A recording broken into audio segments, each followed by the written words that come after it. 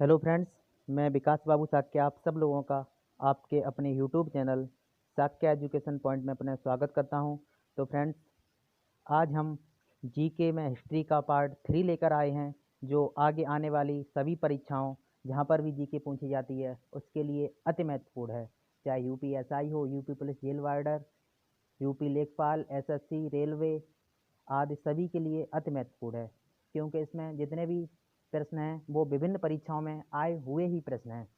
यदि आपने अब तक हमारे चैनल को सब्सक्राइब नहीं किया है तो चैनल को सब्सक्राइब करके बेल आइकन प्रेस कर दीजिए, जिससे आगे आने वाली वीडियो का नोटिफिकेशन आप सब लोगों तक पहुंचता रहे। तो दोस्तों, वीडियो शुरू करते हैं। पिछली वीडियो में हमने आप लोगों से एक प्रश्न पूछा था, भारत का राष्ट्रीय आदर्श वाक्य क्या है। तो उसका कई लोगों ने सही आंसर दिया। भारत का राष्ट्रीय आदर्श वाक्य सत्यमेव जयते है। तो आज का हमारा पहला प्रश्न है, उत्तर प्रदेश में कौन सा शहर चर्मोद्योग की राजधानी के रूप में जाना जाता है। चर्मोद्योग यानी चमड़ा उद्योग। उत्तर प्रदेश का कौन सा शहर है जो चमड़ा उद्योग की राजधानी है। तो ऑप्शन है आगरा, बी कानपुर, सी इटावा और डी सीतापुर। तो इसका सही आंसर हो जाएगा कानपुर। कानपुर की बात करें तो ये उत्तर प्रदेश का एक प्रसिद्ध शहर है। ग्रीन पार्क स्टेडियम कानपुर में ही है। अब इसे हम कैसे याद कैसे रखेंगे। तो चमड़ा या चमड़ा को कहते हैं त्वचा। तो त्वचा कहाँ होती है, कान में होती है त्वचा। तो हमें याद हो जाएगा, जब हमारा कभी परीक्षा में प्रश्न आएगा तो हम जवाब दे पाएंगे, यानी चमड़ा त्वचा और कान में भी होती है त्वचा। आगे चलते हैं क्वेश्चन नंबर 2 की तरफ। तो क्वेश्चन नंबर 2 है,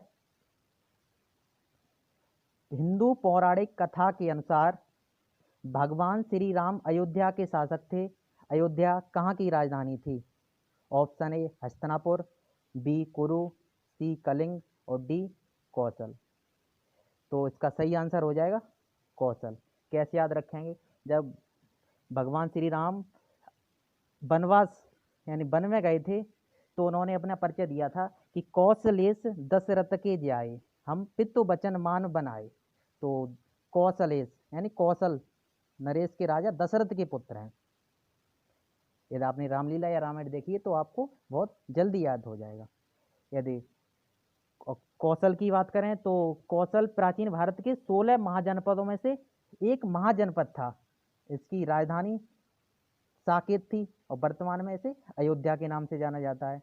अगर हस्तिनापुर की बात करें तो हस्तिनापुर कुरु की राजधानी थी, यानी महाभारत में जो कौरव और पांडव थे उनका बचपन यहीं बीता था। और हस्तिनापुर उत्तर प्रदेश के मेरठ जिले में है। अगर कलिंग की बात करें तो कलिंग पूर्वी भारत में गंगा से गोदावरी तक फैला था। और वर्तमान में अगर इसके क्षेत्र की बात करें तो उड़ीसा इसका प्रमुख क्षेत्र है। और यहाँ यही युद्ध हुआ था अशोक के समय, कलिंग का युद्ध हुआ था और कलिंग की राजधानी तोसाली थी। आगे क्वेश्चन नंबर 3 की तरफ चलते हैं। क्वेश्चन नंबर 3 है, चंद्रगुप्त मौर्य के पुत्र का नाम बताएं जिन्होंने 298 से 272 ईसा पूर्व के बीच शासन किया और संपूर्ण भारत में साम्राज्य को बढ़ाया था। तो ऑप्शन इसका हो जाएगा सही बिंदुसार। ऑप्शन सी इसका सही है। यूपीपी 2019 यानी उत्तर प्रदेश पुलिस 2019 में आया हुआ क्वेश्चन है। तो कैसे याद रखेंगे इसको। चंद्र, चंद्र यानी कि चांद। चांद की बात करें, चांद, तो चांद में ये क्या है, ऊपर जो लगती है इसे चंद्र बिंदी कहते हैं। तो चंद्र और बिंदु, तो चंद्रगुप्त मौर्य के पुत्र का नाम था बिंदुसार। चंद्र यानी ऊपर चांद में बिंदी है, ये ऊपर वाली बिंदी, तो चंद्र बिंदु। चंद्रगुप्त के पुत्र का नाम था बिंदुसार। चंद्रगुप्त मौर्य की बात करें तो चंद्रगुप्त मौर्य भारत के महान सम्राट थे। इन्होंने मौर्य साम्राज्य की स्थापना की थी और चंद्रगुप्त मौर्य जैन धर्म के अनुयायी थे। बिंदुसार की बात करें तो बिंदुसार भी जैन धर्म के अनुयायी थे और ये सम्राट अशोक के पिता थे, यानी बिंदुसार सम्राट अशोक के पिता थे। चाणक्य चंद्रगुप्त मौर्य और बिंदुसार के समय, दोनों के समय भी प्रधानमंत्री रहे थे। आगे चलते हैं क्वेश्चन नंबर 4 की तरफ।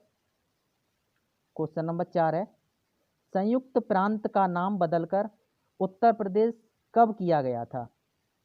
26 जनवरी 1950, 24 जनवरी 1950, 15 अगस्त 1950 और 2 अक्टूबर 1950। तो इसका सही आंसर हो जाएगा 24 जनवरी 1950 को संयुक्त प्रांत का नाम बदलकर उत्तर प्रदेश किया गया था। यूपीपी 2019 का ही क्वेश्चन है। संयुक्त प्रांत ब्रिटिश कालीन भारत में तथा भारत के स्वतंत्र होने के बाद एक प्रमुख प्रांत था। 1 अप्रैल 1937 को संयुक्त प्रांत बना था और इसमें वही क्षेत्र आता था जो वर्तमान में उत्तर प्रदेश और उत्तराखंड में आता है। 24 जनवरी 1950 को संयुक्त प्रांत का नाम बदलकर उत्तर प्रदेश किया गया और उसके बाद 9 नवंबर 2000 को उत्तर प्रदेश के 13 जिले अलग हो गए और उत्तराखंड राज्य बना और 1 नवंबर 1950 को उत्तर प्रदेश का पुनर्गठन हुआ। आगे चलते हैं क्वेश्चन नंबर 5 की तरफ। क्वेश्चन नंबर 5 है, सूफी कवि अमीर खुसरो का जन्म उत्तर प्रदेश के किस जिले में हुआ था? यूपीपी री एग्जाम 2018 का प्रश्न है। ऑप्शन है एटा, बुलंदशहर, फैजाबाद और अलीगढ़। यही ऑप्शन आए हुए थे सेम, तो इसमें तो कोई ऑप्शन सही नहीं है। सही आंसर होगा कासगंज जिला। कासगंज में हुआ था और कासगंज के पटियाली नामक कस्बे में 1253 ईस्वी में अमीर खुसरो का जन्म हुआ था। अमीर खुसरो कवि, कलाकार, संगीतज्ञ और सैनिक भी थे और ऑप्शन में एटा आया है। सही आंसर तो इसका एटा होगा, लेकिन अगर एटा के अलावा बात करें तो कासगंज सही आंसर है, क्योंकि पटियाली है वो कासगंज की एक तहसील है। पहले 2007 से पहले 2008 में हुआ था विभाजन, 3 जिले हुए बने थे नए, उसमें कासगंज भी जिला था। तो पहले पटियाली एटा की तहसील थी, अब कासगंज की तहसील है। आगे चलते हैं क्वेश्चन नंबर 6 की तरफ। निम्नलिखित में से कौन से सिख गुरु ने 1699 में खालसा पंथ की स्थापना की थी? ऑप्शन है गुरु तेग बहादुर, गुरु गोविंद सिंह, गुरु हरिकृष्ण और गुरु हरगोविंद सिंह। तो इसका सही आंसर हो जाएगा गुरु गोविंद सिंह। सिखों के गुरु तेग बहादुर 9वें गुरु थे और इनके पुत्र थे गुरु गोविंद सिंह जो 10वें गुरु थे। तो इन्होंने ही गुरु गोविंद सिंह ने खालसा पंथ की स्थापना 1699 ईस्वी में बैसाखी वाले दिन की थी। और बैसाखी की बात करें तो यह एक सिखों का प्रमुख त्योहार है। आगे चलते हैं क्वेश्चन नंबर 7 की तरफ। किस सिख गुरु ने सिख विवाह समारोह की शुरुआत आनंद कारज के नाम से की थी? 2018 का ही प्रश्न है। ऑप्शन है गुरु नानक देव, गुरु अमरदास, गुरु गोविंद सिंह और गुरु रामदास। तो आनंद कारज की शुरुआत सिखों के तीसरे गुरु अमरदास ने की थी। बॉलीवुड अभिनेत्री जो सोनम कपूर हैं और उनके शादी आनंद आहूजा के साथ आनंद कारज इसी से हुई है। यह सिखों की एक विवाह की पसंदीदा। आगे चलते हैं क्वेश्चन नंबर 8 की तरफ। क्वेश्चन नंबर 8 है, रविंद्रनाथ टैगोर ने अपनी नाइटहुड की उपाधि को किस विरोध में छोड़ दिया था? ऑप्शन है इसके कैबिनेट मिशन, जलियांवाला बाग हत्याकांड, रोलेट एक्ट और साइमन कमीशन। यूपीपी 2019 का ही क्वेश्चन है। तो इस क्वेश्चन के बारे में हमने पिछली वीडियो में भी जिक्र किया था। यदि आपने हमारी पिछली वीडियो नहीं देखी है तो डिस्क्रिप्शन में उसकी लिंक दी गई है, तो डिस्क्रिप्शन में जाकर आप हमारी पिछली वीडियो देख सकते हैं। तो रविंद्रनाथ टैगोर ने 13 अप्रैल 1919 को सिखों के पर्व बैसाखी वाले दिन हुए जलियांवाला बाग हत्याकांड के विरोध में अपनी नाइटहुड की उपाधि को लौटा दिया था। जलियांवाला बाग अमृतसर पंजाब में है और नाइटहुड की उपाधि ब्रिटिश शासन द्वारा दी जाती थी। रविंद्रनाथ टैगोर को जॉर्ज पंचम द्वारा यह उपाधि दी गई थी, जिसे उन्होंने लौटा दिया था। आगे चलते हैं क्वेश्चन नंबर 9 की तरफ। क्वेश्चन नंबर 9 है, महाराजा सवाई जयसिंह यानी जयसिंह द्वितीय ने कहाँ पर एक खगोलीय वेधशाला स्थापित की थी? तो इन्होंने 5 वेधशालाएं स्थापित की थी, जयपुर, दिल्ली, उज्जैन, बनारस और मथुरा। तो इसमें से सही आंसर हो जाएगा उज्जैन। तो आमेर के राजा सवाई जयसिंह की बात करें तो ये कछवा वंश के, कछवाहा यानी कि शाक्य वंश का ही एक जाति या वंश है, कछवाहा वंश के राजा थे और खगोलीय वैज्ञानिक थे, राजा थे और ये खगोलीय वैज्ञानिक भी थे। सवाई जयसिंह द्वितीय ने देश भर में 5 वेधशालाएं स्थापित की थी। कौन सी? यानी जयपुर, दिल्ली, उज्जैन, बनारस और मथुरा।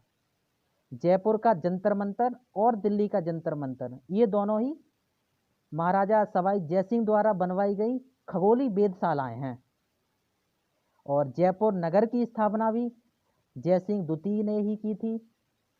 सवाई जयसिंह भारत देश के लिए बहुत महत्वपूर्ण योगदान करके गए और इनके योगदान की प्रशंसा जवाहरलाल नेहरू ने भी अपनी प्रसिद्ध पुस्तक डिस्कवरी ऑफ इंडिया, भारत एक खोज में भी की है।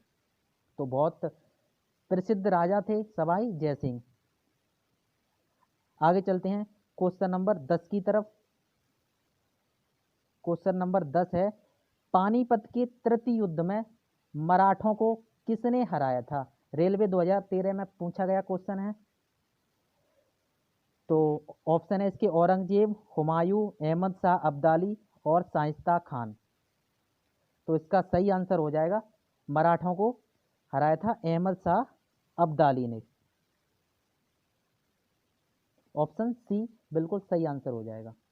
तो पानीपत का तृतीय युद्ध अहमद शाह अब्दाली और मराठा सेनापति सदाशिव राव के बीच 14 जनवरी 1761 को पानीपत के मैदान में हुआ था। यह मैदान वर्तमान में हरियाणा में है। इस युद्ध में अवध के नवाब शुजा-उद-दौला ने अहमद शाह अब्दाली का साथ दिया था। और पानीपत के पहले भी 2 युद्ध हो चुके थे। तो प्रथम युद्ध की बात करें तो 21 अप्रैल 1526, 21 अप्रैल 1526 को बाबर और इब्राहिम लोदी के बीच हुआ था, जिसमें बाबर के पास मात्र 12,000 सैनिक थे और इब्राहिम लोदी के पास 1 लाख सैनिक थे। फिर भी इब्राहिम लोदी हार गए थे। क्यों? क्योंकि बाबर के पास उस समय तोपें थीं। केवल 1200 सैनिक और तोपों के कारण बाबर इस युद्ध में हार गए थे। और द्वितीय युद्ध की बात करें, पानीपत का द्वितीय युद्ध 5 नवंबर 1556 को हेमू और अकबर के बीच हुआ था, जिसमें अकबर विजय हुआ। आगे चलते हैं क्वेश्चन नंबर 11 की तरफ। तो क्वेश्चन नंबर 11 है, मुगलों के विरुद्ध शिवाजी की युद्ध नीति क्या थी? सचेत सेना, राजनीतिक प्रभुत्व, बृहद सेना या छापामार युद्ध नीति? तो शिवाजी अपनी छापामार युद्ध नीति के ही प्रसिद्ध हैं। छत्रपति शिवाजी महाराज शाहजी भोसले तथा जीजाबाई के पुत्र थे, यानी इनके पिता का नाम था शाहजी भोसले और माता का नाम था जीजाबाई। यह भारत के महान राजा थे और रणनीतिकार थे, जिन्होंने 1674 ईस्वी में पश्चिमी भारत में मराठा साम्राज्य की नींव रखी थी। रायगढ़ में इनका राज्याभिषेक हुआ था। इन्होंने छापामार युद्ध या छापामार युद्ध को दूसरा कहते हैं गोरिल्ला वार नीति विकसित की थी। आगे चलते हैं क्वेश्चन नंबर 12 की तरफ। क्वेश्चन नंबर 12 है, भारत में होम रूल लीग की स्थापना किसने की थी? ऑप्शन ए है Mahatma Gandhi, option B Krishna Gopal Gokhale, option C A.O. Hume और ऑप्शन डी है एनी बेसेंट। तो 1915 और 1916 ईस्वी के बीच 2 होम रूल लीगों की स्थापना हुई थी। मद्रास होम रूल लीग की स्थापना एनी बेसेंट ने की थी और पुणे होम रूल लीग की स्थापना बाल गंगाधर तिलक ने की थी। तो इसमें बाल गंगाधर ऑप्शन नहीं है, तो सही ऑप्शन हो जाएगा एनी बेसेंट। तो होम रूल लीग जो मद्रास होम रूल लीग थी उसकी स्थापना की थी एनी बेसेंट ने। आगे चलते हैं क्वेश्चन नंबर 13 की तरफ। एसएससी 2013 का प्रश्न है। क्वेश्चन नंबर 13 है, मानव अस्तित्व का प्रारंभिक काल क्या था? तो इसका सही आंसर हो जाएगा पुरापाषाण काल। मानव अस्तित्व यानी लगभग आज से 2 लाख वर्ष पहले, 2 लाख वर्ष पहले मानव का विकास हुआ था, तो वह पुरापाषाण काल के अंतर्गत आता है। आगे चलते हैं क्वेश्चन नंबर 14 की तरफ। क्वेश्चन नंबर 14 है, महात्मा गांधी ने अपना प्रथम सत्याग्रह किस स्थान से शुरू किया था? तो ऑप्शन है साबरमती, बी खेड़ा, सी बारदौली और डी चंपारण। तो इसका सही आंसर हो जाएगा डी चंपारण।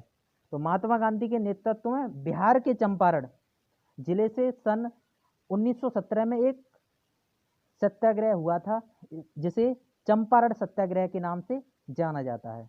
गांधी जी के नेतृत्व में भारत में किया गया यह पहला सत्याग्रह था। आगे चलते हैं क्वेश्चन नंबर 15 की तरफ। क्वेश्चन नंबर 15 है, औरंगजेब किसका पुत्र था? यूपीएसएससी 2018 में आया हुआ क्वेश्चन है और बहुत महत्वपूर्ण क्वेश्चन है। औरंगजेब किसका पुत्र था? तो इसके लिए आप एक ट्रिक याद रख सकते हैं। ट्रिक है हमारी BHAJ,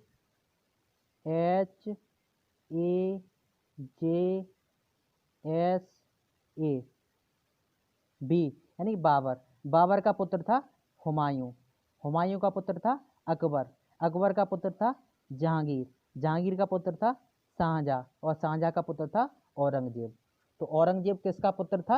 एस, एस के बाद है ए, तो शाहजहां। इतना याद रखना, ए में एक बार अकबर पहले और ए औरंगजेब बाद में।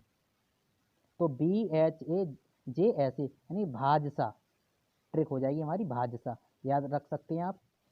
औरंगजेब की बात करें तो औरंगजेब शाहजहां और मुमताज महल की छठी संतान और तीसरा बेटा था। औरंगजेब अपने 3 भाइयों मुराद, शुजा और फिकोह को मारकर और अपने पिता शाहजहां को जेल में डालकर बादशाह बना था। यह एक क्रूर मुस्लिम शासक था। आगे चलते हैं क्वेश्चन नंबर 16 की तरफ। तो क्वेश्चन नंबर 16 है, तारीख ए फिरोजशाही के लेखक हैं? वीडियो 2018 में आया हुआ प्रश्न है।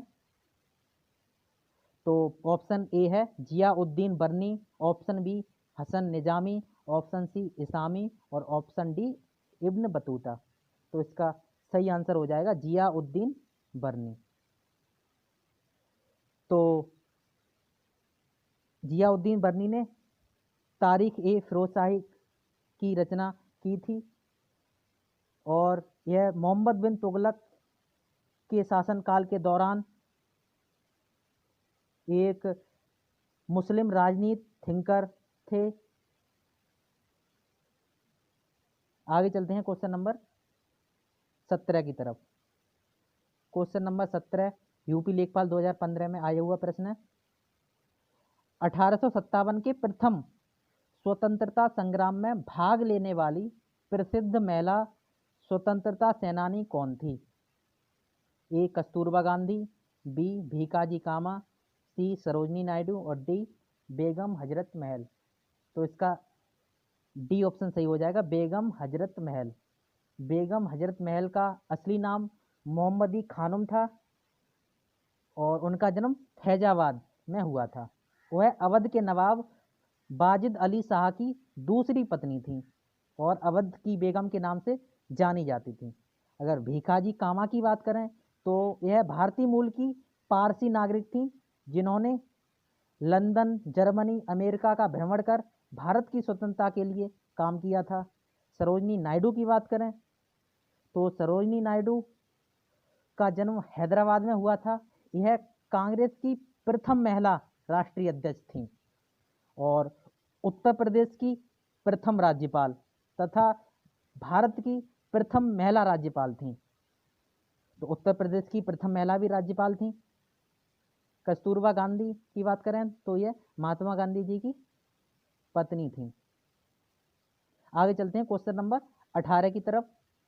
महत्वपूर्ण क्वेश्चन है, यूपीएसएससी 2018 में आया हुआ प्रश्न है। तो अशोक के आक्रमण के दौरान कलिंग यानी पूर्वी प्रांत की राजधानी कौन सी थी? ऊपर हमने एक प्रश्न में जिक्र किया था, तो उस समय कलिंग की राजधानी थी तोसाली। अशोक के आक्रमण के समय वहाँ की राजधानी तोसाली थी। और सम्राट अशोक मौर्य की बात करें तो ये मौर्य वंश के विश्व प्रसिद्ध एवं शक्तिशाली सम्राट थे। आज तक इनसे शक्तिशाली सम्राट भारत में कोई नहीं हुआ है। सम्राट अशोक का साम्राज्य आज का संपूर्ण भारत और पाकिस्तान, अफगानिस्तान, नेपाल, बांग्लादेश, भूटान, म्यांमार के अधिकांश भूभाग पर था। यह विशाल साम्राज्य उस समय से आज तक का सबसे विशाल साम्राज्य रहा है, यानी कि आज तक ऐसा कोई शासक नहीं हुआ है जिन्होंने इतने बड़े साम्राज्य पर शासन किया हो। सम्राट अशोक विश्व के सभी महान एवं शक्तिशाली सम्राटों एवं राजाओं की सूची में हमेशा शीर्ष स्थान पर रहे हैं। सम्राट अशोक को चक्रवर्ती सम्राट कहा जाता है। चक्रवर्ती सम्राट का अर्थ है सम्राटों का सम्राट। और 261 ईसा पूर्व में कलिंग युद्ध के बाद अशोक का हृदय परिवर्तन हो गया और वह बुद्ध धर्म के अनुयायी हो गए। फिर धीरे धीरे इस विशाल मौर्य वंश का पतन होता चला गया। आगे चलते हैं क्वेश्चन नंबर 19 की तरफ। क्वेश्चन नंबर 19 है, भारतीय राष्ट्रीय कांग्रेस के प्रथम मुस्लिम अध्यक्ष कौन थे? तो सुपर टेट 2019 में आया हुआ प्रश्न है। ऑप्शन ए है अबुल कलाम आज़ाद, बी रफ़ी अहमद किदवई, सी बरुद्दीन तैयबजी और डी हकीम अजमल खान। तो इसका सही आंसर हो जाएगा, यानी भारतीय राष्ट्रीय कांग्रेस के प्रथम मुस्लिम अध्यक्ष बरुद्दीन तैयबजी थे। भारतीय राष्ट्रीय कांग्रेस की स्थापना ब्रिटिश शासनकाल में 28 दिसंबर 1885 ईस्वी को ब्रिटिश के सिविल सेवा अधिकारी ए.ओ. ह्यूम द्वारा की गई थी। ए.ओ. ह्यूम का जन्म इंग्लैंड में हुआ था। और इसके दूसरी पार्टी की बात करें, यानी इसके बराबर की पार्टी, बड़ी पार्टी की बात करें तो भारतीय जनता पार्टी है। और भारतीय जनता पार्टी का गठन 6 अप्रैल 1980 ईस्वी को भारतीय जनसंघ तथा जनता पार्टी के विलय के बाद हुआ था। और कांग्रेस के वर्तमान अध्यक्ष की बात करें तो राहुल गांधी हैं। और बीजेपी के वर्तमान अध्यक्ष की बात करें तो जगत प्रकाश नड्डा जी हैं। आगे चलते हैं क्वेश्चन नंबर 20 और अंतिम क्वेश्चन की तरफ। क्वेश्चन नंबर 20 है, साइमन कमीशन के विरोध प्रदर्शन में लाठी चार्ज में लगी चोट से किस नेता की मृत्यु हुई थी? तो option A Lala Lajpat Rai, B doctor Satyapal, C Govind Ballabh Pant और डॉक्टर किचलू। तो इसका सही आंसर हो जाएगा ऑप्शन ए लाला लाजपत राय। लाला लाजपत राय भारत के एक प्रमुख स्वतंत्रता सेनानी थे। इन्हें पंजाब केसरी के नाम से भी जाना जाता है। ये कांग्रेस के गरम दल के 3 प्रमुख नेता लाला लाजपत राय, बाल गंगाधर तिलक और बिपिन चंद्र पाल में से एक थे। अब दूसरा क्वेश्चन यह बन जाता है, लाल बाल पाल के नाम से कौन जाना जाता है? तो लाल से हो जाएगा लाला लाजपत राय, बाल से बाल गंगाधर तिलक और पाल से हो जाएगा बिपिन चंद्र पाल। 3 फरवरी 1928 में इन्होंने साइमन कमीशन के विरुद्ध, जो एक कमीशन थी साइमन कमीशन, उसके विरोध में प्रदर्शन किया था, जिसमें इन्हें काफ़ी चोटें लगी थीं और कुछ दिन बाद लाला लाजपत राय की मृत्यु हो गई थी। साइमन कमीशन की बात करें तो साइमन कमीशन 7 ब्रिटिश सांसदों का एक समूह था, जिसका गठन 8 नवंबर 1927 में भारत में संविधान सुधार के अध्ययन के लिए ब्रिटेन में हुआ था। तो दोस्तों, आज का हमारा अंतिम प्रश्न है, जिसका उत्तर आपको हमारे कमेंट्स बॉक्स में देना है कि एशिया में सर्वप्रथम नोबेल पुरस्कार किसे मिला था? Option A Hargobind Khorana, option B Mother Teresa, option C Rabindranath Tagore, option D Amartya Sen. इस क्वेश्चन का जवाब हमारे कमेंट बॉक्स में आप लोगों को देना है। यदि आपको इस क्वेश्चन का जवाब नहीं पता है तो इस प्रश्न का जिक्र हमने पिछली वीडियो में किया है। यदि आपने हमारी पिछली वीडियो नहीं देखी है, वो वीडियो देखकर आप हमारे इस क्वेश्चन का जवाब दे सकते हैं। तो दोस्तों, वीडियो में बस इतना ही। यदि वीडियो पसंद आई हो तो वीडियो को लाइक करें, अपने सहपाठियों दोस्तों के साथ शेयर करें, और यदि आपने अब तक हमारे टेलीग्राम चैनल को ज्वाइन नहीं किया है तो डिस्क्रिप्शन में उसकी लिंक दी गई है, जहां पर हम डेली के करंट अफेयर के क्वेश्चन क्विज के रूप में पूछते हैं। तो दोस्तों, वीडियो ख़त्म करते हैं। आगे अगली वीडियो में मुलाकात होगी। धन्यवाद। Bye bye.